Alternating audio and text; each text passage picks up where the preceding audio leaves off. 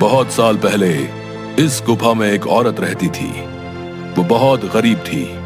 वो गुफा के बाहर वाले बाग से फल तोड़ा करती थी और उन्हें ही खाया करती थी।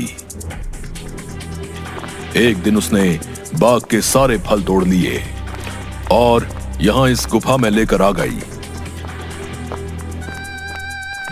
उन्हीं फलों के बीच एक रहस्यमयी फल भी था जो बहुत ही चमकदार था और जिस पर मेरी नजर थी। वो फल मेरी उम्र 100 साल और बढ़ा सकता था, लेकिन मैं उस फल को तब तक नहीं छू सकता था जब तक कोई इंसान उस फल को उसके पेड़ से तोड़ ना ले।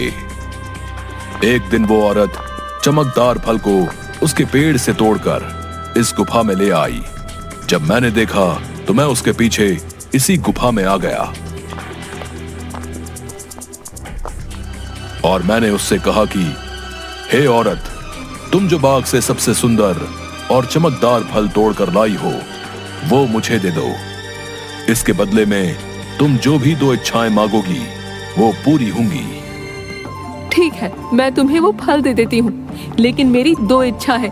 पहली ये कि तुम मुझे वरदान दो, आज से ये बाग मेरा होगा, और दूसरी ये कि तुम इस गुफा में ही कैद रहोगे ताकि इस बाग में कोई भी तुम्हारे डर से ना आ सके और हमेशा के लिए मैं ही इस बाग में राज करूं। वो औरत मुझे फल तो दे देती है। उस फल से मेरी उम्र तो 100 साल बढ़ गई, लेकिन उस औरत को दिए गए वरदान की वजह से मैं यहीं कैद हो गया। तब से ही मैं इस तहखाने में कैद हूँ। क्या अब से पहले किसी ने आपको यहाँ से बाहर निकालने की कोशिश नहीं की? इससे पहले गांव के एक लड़के ने मुझे बचाने की हिम्मत दिखाई थी, लेकिन जैसे ही वो लड़का उस चमत्कारी फल को लेकर गुफा में आ रहा था, तभी उस बूढ़ी औरत ने उसको मौत के घाट उतार दिया और सारे गांव में बात फैल गई कि मैंने उसको मारा है। हाँ, वो लड़का हमारे गांव का रांझा भैया थे। उसको उस बूढ़ी औरत ने मारा।